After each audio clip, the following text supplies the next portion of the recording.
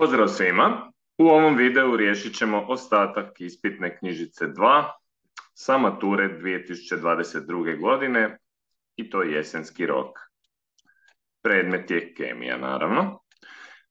Dakle, stali smo na kraju 6. zadatka, polovica druge knjižice i nastavljamo sa 7. zadatkom. Crtežom je prikazan pokus otapanja soli MgX2 u vodi, gdje je X simbol nekog halogenog elementa. Dakle, neki element 17. skupine. I vidimo prema crtežu 40 grama te soli se otapa u 60 grama vode. Miješa se i nastaje talog, a dio soli se naravno otopi. U 100 grama vode može se pri 20 stupnjeva Celzijusa otopiti najviše 54,6 grama soli. Izračunajte masu otopljene magnezijeve soli u čaši nakon uspostavljanja ravnotežnog stanja pri 20 stupnjeva Celzijusa. Dakle, mi imamo podatke za otapanje soli pri ovoj temperaturi u 100 grama vode, no imamo samo 60 grama vode, tako da će se količina soli MgX2 koja se može otopiti jednostavno odnositi kao 60 prema broju 100, otopit će se manje, 60 stotina ove mase koja se može otopiti u 100 grama vode. Dakle, ovo množimo sa 54,6 grama. I dobit ćemo, ovo je 0,6 puta 54,6, 32,8.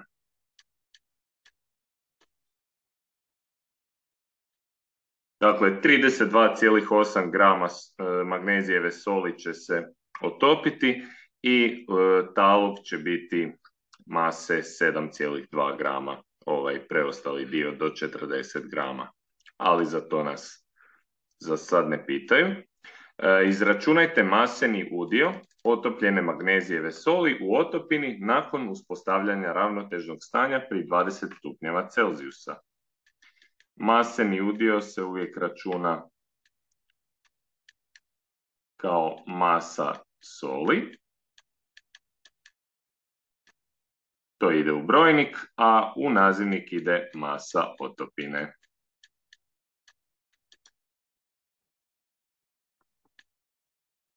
I kako smo malo prije dobili da je masa otopljene soli 32,8 grama, to ćemo samo prepisati.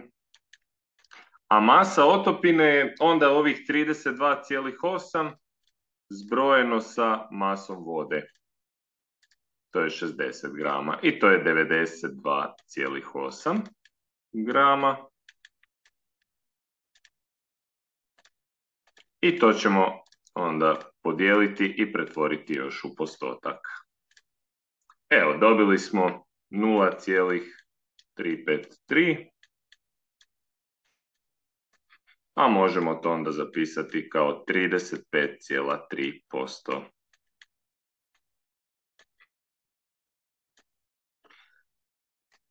Sedam 3 podzadatak, dodatkom vodene otopine srebrova nitrata u vodenu otopinu magnezijeve soli MgX2 nastaje bijeli sirasti talog.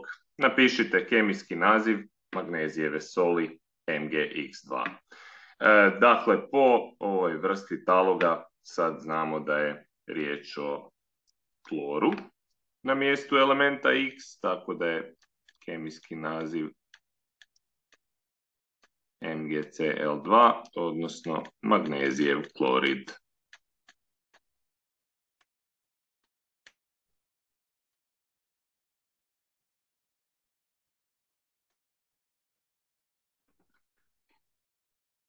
I sad smo na 8. zadatku.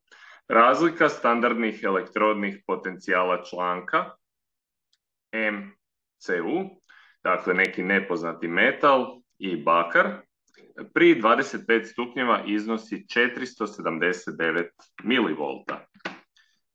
To bi bio onda napon ovog galvanskog članka kojeg ćemo pretvoriti u volte, 0,479. Kako se dobije inače napon galvanskog članka? Kao standardni elektrodni potencijal katode, pozitivnije elektrode minus standardni elektrodni potencijal anode. Ovo je anoda, a na strani katode je u ovom slučaju bakar, tu je plus, ovdje je minus. Tako funkcionira svaki galvanski članak i sad imamo jednadžbu s jednom nepoznanicom. Mi imamo elektrodni potencijal naše katode. Pogledamo jednostavno u tablicu. U tablici za Cu2+ možemo naći bez problema. Evo, to je ovaj red. 0,342. Znači, ovdje s lijeve strane prepisujemo 0,479 volti, što smo imali zadano. Na mjesto katode stavljamo 0,342.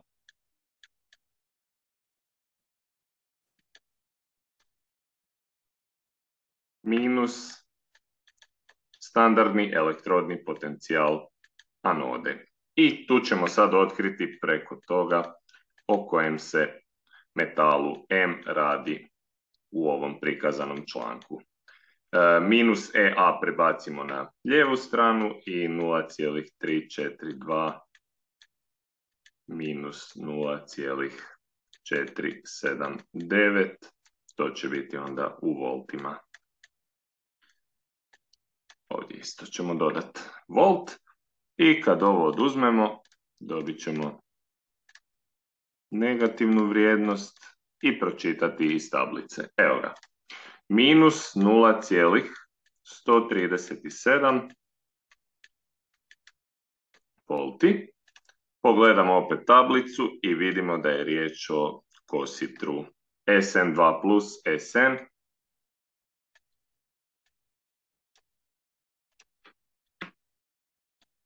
I to ćemo upisati ovdje.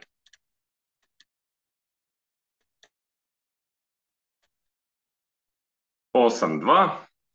Jednadžbom prikažite polureakciju koja se događa u polučlanku načinjenom od bakrene elektrode uronjene u vodenu otopinu soli bakrovih iona. Dakle, polureakciju koja se događa na katodi trebamo napisati. Na katodi se kod galvanskog članka zbiva redukcija. Tu pristižu elektroni, tako da će Cu2+ ioni koji se nalaze u ovoj otopini soli bakrovih 2 iona.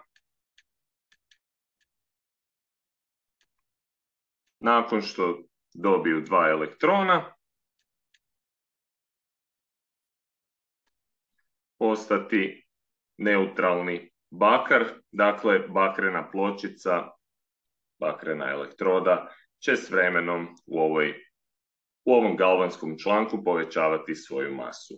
I ovo je ta jednadžba polureakcije. To je sasvim dovoljno za napisati.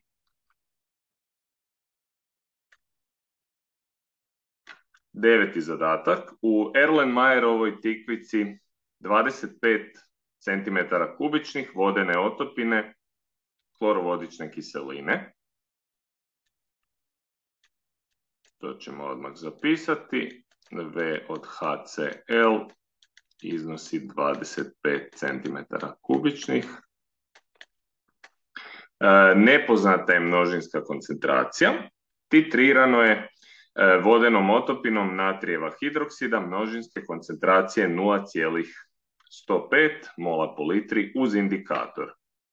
Dakle, množinska koncentracija od NaOH iznosi 0,105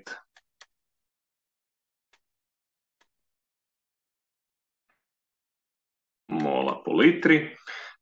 Promotrimo sliku koja prikazuje aparaturu za titraciju. Evo, sve kako smo i očekivali. I 9.1. jednadžbom kemijske reakcije prikažite promjenu tijekom opisanog pokusa i označite agregacijska stanja svih sudionika reakcije. Dakle, krenut ćemo sa klorovodičnom kiselinom, HCl, vodena otopina, plus NaOH, vodena otopina, nastaje naravno sol, natrijev klorid, plus H2O.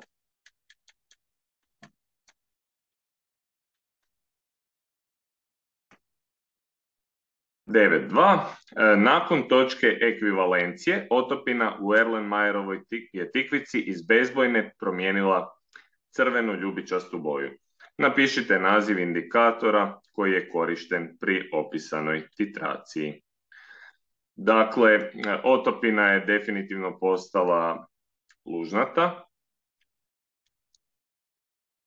pri ovom procesu, jer pri titraciji se dodaje NaOH, lužina. U nekom trenutku nakon točke ekvivalencije postaće pH iznad 7, a indikator koji će se ovako ponašati je fenolftalein.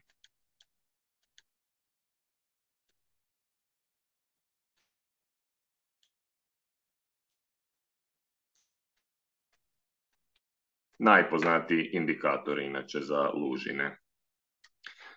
Očitajte utrošeni volumen vodene otopine natrijeva hidroksida u bireti. Tu se moramo vratiti na ovaj šematski prikaz i pogledamo, znači ovo je oznaka 29.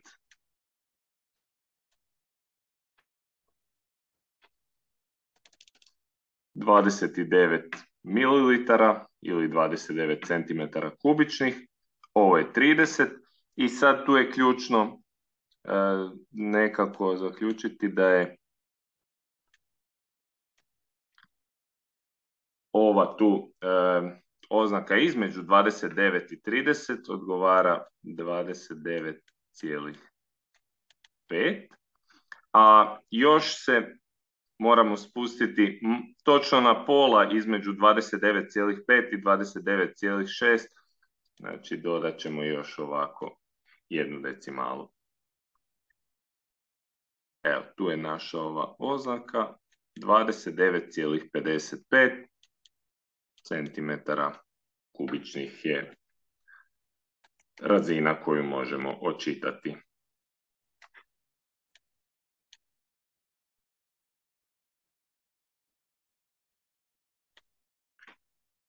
I u 9.4 dijelu moramo izračunati množinsku koncentraciju titrirane klorovodične kiseline koristeći se podatkom o utrošenom volumenu vodene otopine natrijeva hidroksida. Dakle, traži se C od HCl.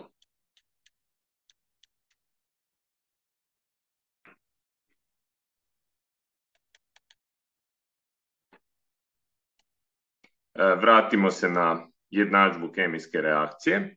Ona je izjednačena tako da se množine HCl i NaOH poklapaju, jednaki su stehiometrijski koeficijenti i to je početno što nam treba u ovom izračunu. Znači N od HCl jednako N od NaOH. I sad se prisjetimo da je množina jednaka umnošku množinske koncentracije i volumena otopine. N je C puta V. Tako da mi trebamo C od HCl, to je lijeva strana.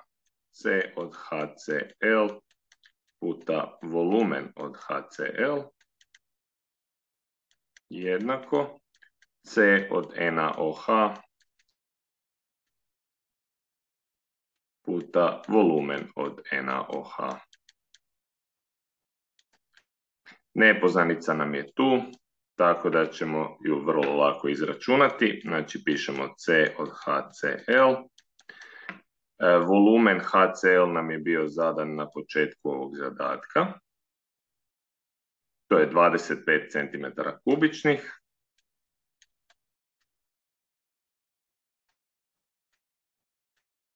Množinska koncentracija NaOH nam je također bila zadana, to je bilo onih 0,105 mola po litri.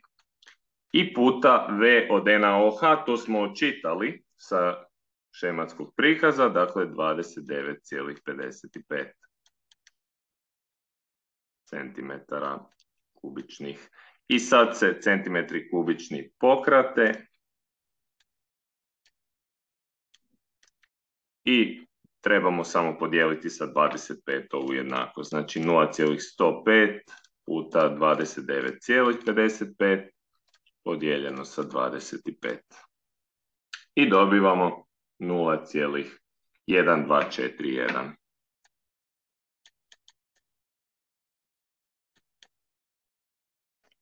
I dalje ostaje mol po litri kao mjerna jedinica. Dakle, to je nepoznata množinska koncentracija klorovodične kiseline HCl.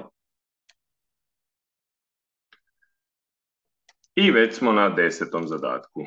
Otvoru epruvete u kojoj se nalazi koncentrirana vodena otopina amonijaka primaknut je stakleni štapić prethodno uronjen u koncentriranu klorovodičnu kiselinu. Nastajanje amonijeva klorida u obliku bijelog dima opisano je zadanom jednadžbom kemijske reakcije. Evo ga tu. Reaktanti su amonijak i klorovodična kiselina. Nastao je amonijev klorid. Koje su vrste kemijskih veza prisutne u amonijevom kloridu? To je jedan specifičan spoj gdje NH4 skupina, znači amonijev ion, unutar te skupine su prisutne kovalentne veze između atoma dušika i atoma vodika. Dakle, pisat ćemo odmah kovalentna.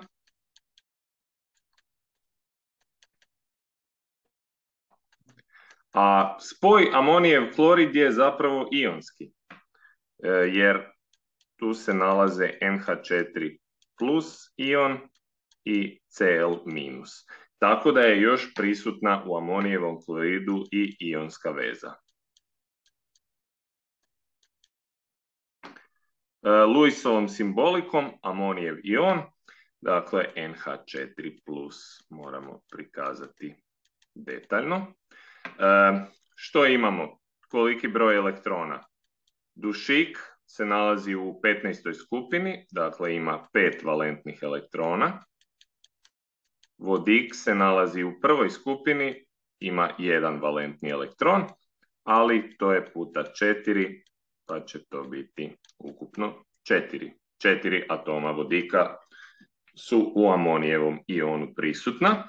I sada zbrojimo 5 plus 4, dobit ćemo 9, ali tu nije kraj. NH4 plus, znači da jedan elektron se odbacuje, tako da 9 minus 1 je jednako 8.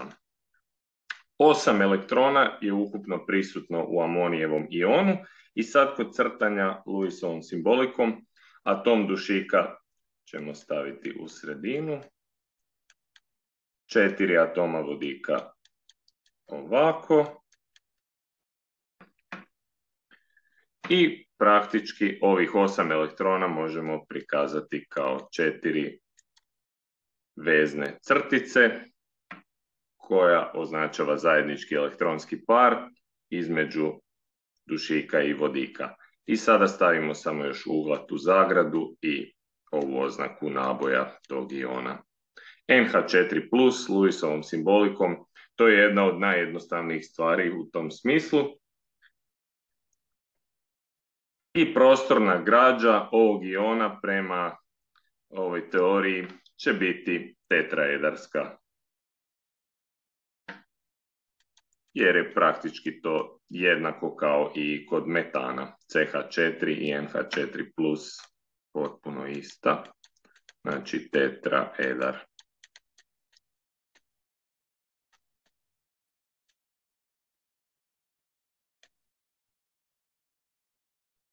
I 10/4 maseni udio vodika u amonijevom kloridu. Maseni udio vodika, napisat ćemo još jednom amonijev klorid, NH4Cl.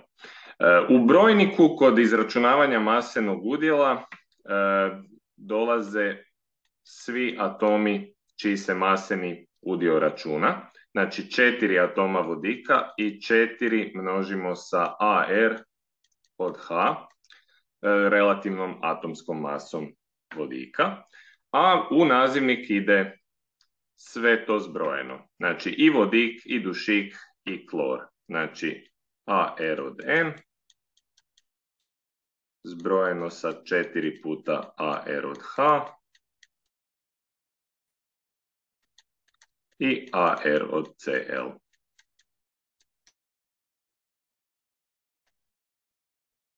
Tako da ćemo vrlo lako ovo dobiti. AR od H je 1,008 i onda dušik je u nazivniku 14,01. 4 puta AR od H opet ćemo napisati 1,008 i klor je 35,45. Provjerit ćemo još. Da, 35,5 piše ovdje, ali dobro, možemo onda tako kako je napisano u ovom službenom periodnom sustavu i dobivamo 0,0753.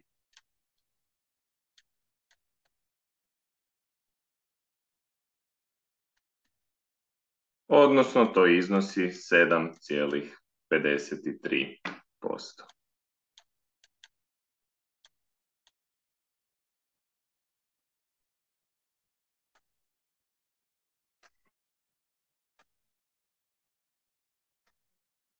I sad smo na 11. zadatku. Reakcija elementarnog broma, Br2, i velikog suviška mravlje kiseline, HCOOH, pri 25 stupnjeva Celzijusa prikazana je zadanom jednadžbom kemijske reakcije. Dobiveni eksperimentalni podaci mjerenja množinske koncentracije broma tijekom opisane reakcije navedeni su u tablici. Dakle, nakon što je reakcija tek krenula, u vremenu 0 sekundi, množinska koncentracija broma je 12 milimola po decimetru kubičnom.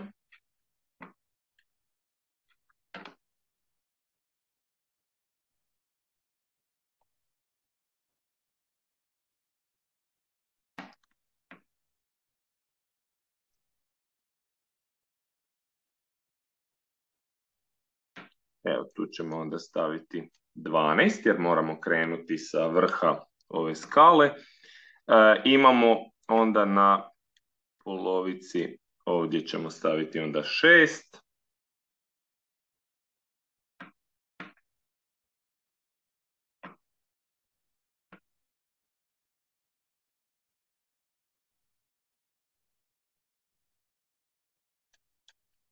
Tu ćemo staviti 9.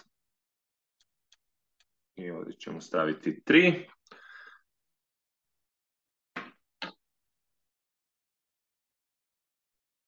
Dakle, za vrijeme krećemo onda sa 12, pod prvim podatkom iz tablice.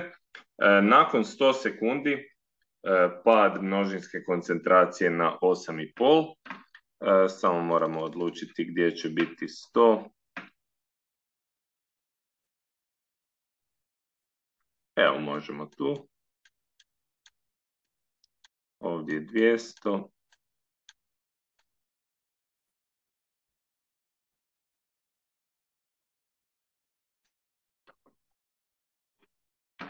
Znači, na 100 sekundi moramo biti na 8,5.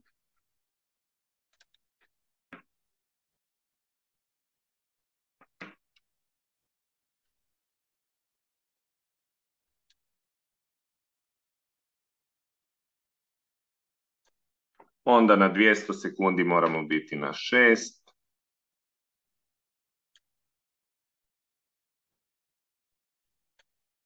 Na 300 sekundi na 4,2.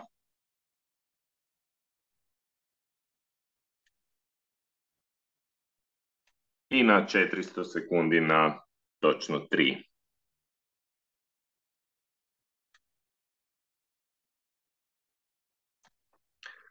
I evo, ovo bi ovako izgledalo. Još možemo nacrtati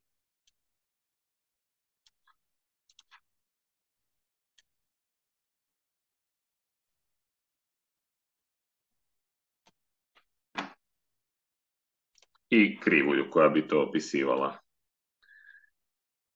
To je grafički prikaz ovisnosti množinske koncentracije BR2 o vremenu, dakle u prvih 400 sekundi. 11.2 moramo napisati izraz za prosječnu brzinu navedene reakcije iskazane promjenom množinske koncentracije bromovodične kiseline. Vraćamo se na kemijsku jednadžbu. Bromovodična kiselina se pojavljuje ovdje. Znači, to je produkt reakcije i bitan je ovaj, naravno, stehiometrijski koeficijent 2. To ćemo sad vidjeti. Dakle, ovako. Prosječna brzina reakcije se označava ovako. I to će biti razlomak promjena množinske koncentracije bromovodične kiseline ide u brojnik, a u nazivnik stavljamo dvojku. Kod prikaza preko nekog od produkata ne mora se stavljati minus. I tu ide još, naravno, delta T. Znači, stehiometrijski koeficijent ispred bromovodične kiseline, ovu dvojku smo stavili u nazivnik ovog izraza. To je ta dvojka tu. I delta T, naravno, ide promjena množinske koncentracije bromovodične kiseline u vremenu. To je 11.2. Izračunajte prosječnu brzinu trošenja broma između 100 sekundi i 400 sekundi koristeći se podacima iz tablice. Dakle, sad je riječ o reaktantu BR2. Zadano je 100 sekundi i 400 sekundi. 8,5 i 3,0.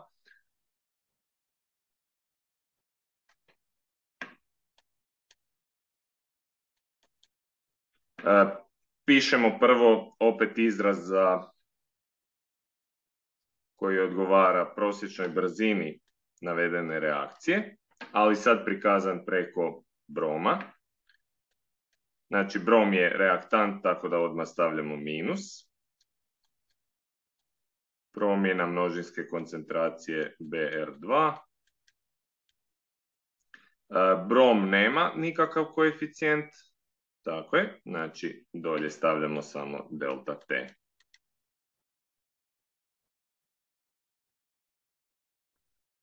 I sad, kako smo već izračunali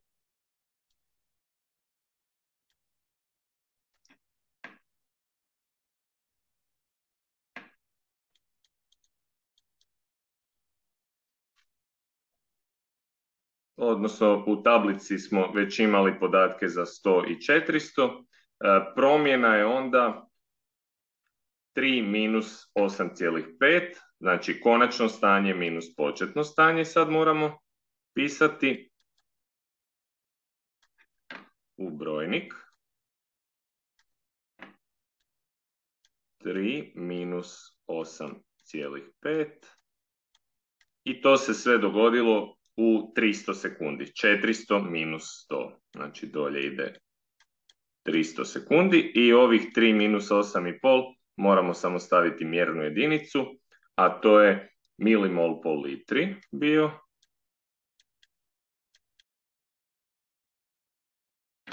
Tako da se dobije ovaj minus i 3 minus 8,5 dat će plus, ovaj minus 5,5, dakle 5,5 moramo samo podijeliti sa 300.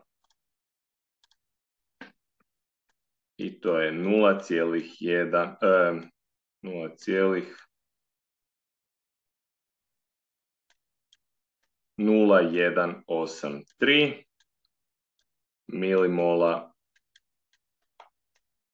po litri i po sekundi. Evo, to bi bila prosječna brzina trošenja broma između 100 sekundi i 400 sekundi. I još jedno pitanje, kako povećanje temperature utječe na brzinu navedene kemijske reakcije? Povećat će se brzina reakcije.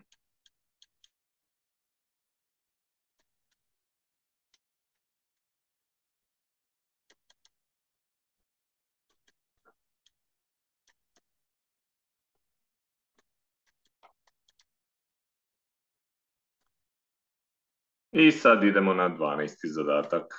Pozorno promotrimo reakcijsku šemu.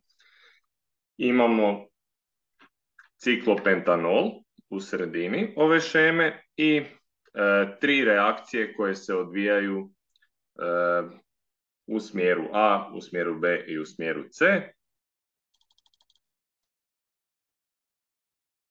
Trebamo nacrtati strukturne formule spoja u sva 3 slučaja.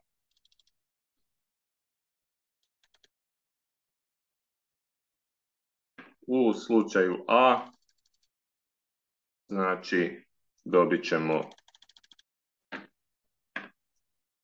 kao produkt reakcije penten, ciklopenten.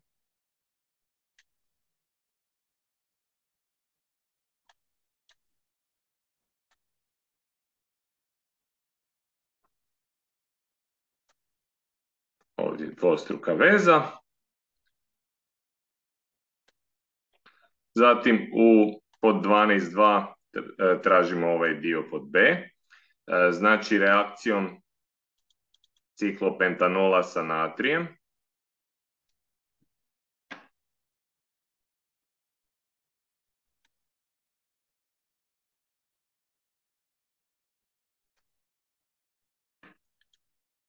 strukturna formula spoja izgledat će ovako. Znači natrij samo zamjenjuje ovaj vodik u OH skupini. I pod C imamo reakciju sa bromovodičnom kiselinom.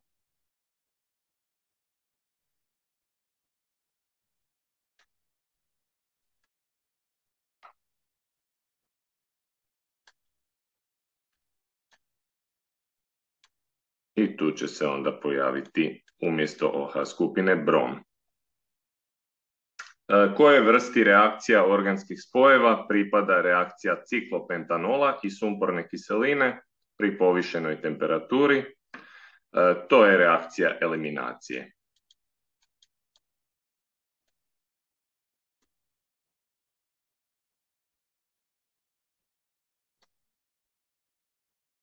Evo ga, i to je zadnji zadatak. Dakle, jesenski rok mature iz predmeta kemija, ispitna knjižica broj 2 i to ovaj drugi dio. Hvala svima na pažnji i lijep pozdrav!